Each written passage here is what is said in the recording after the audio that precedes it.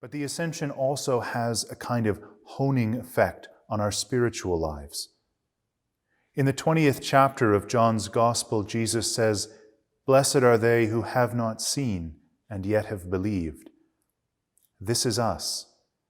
The disciples were privileged to know Jesus in the flesh, in this life, to walk with him and to eat with him and talk with him and to learn from him.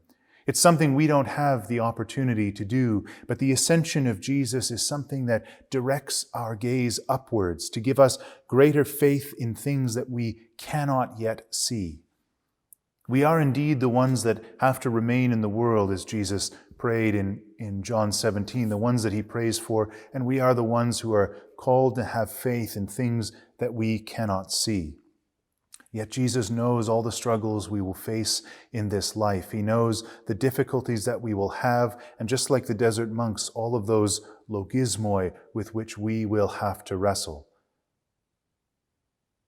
And this is why 1 week after the Ascension, to fulfill all the promises that he made to us and to his disciples, he will send comfort and help in the form of the Holy Spirit when it comes down upon the church and upon the world at Pentecost.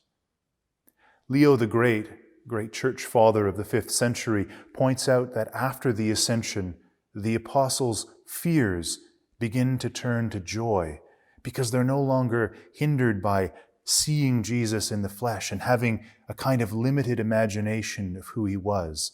Once they see the Ascension and they come to know for sure what all of this means and that Jesus has gone up to be glorified with the Father, then are they able to direct the eyes of their hearts and their minds and their prayers and all of their actions upwards towards that glory.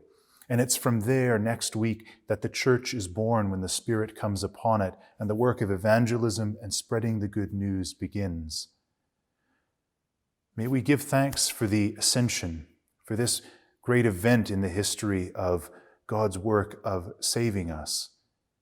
May we always contemplate it and bring it to mind in such a way that it draws the eyes of our hearts and our minds and our prayers upwards towards that same hope-filled glory.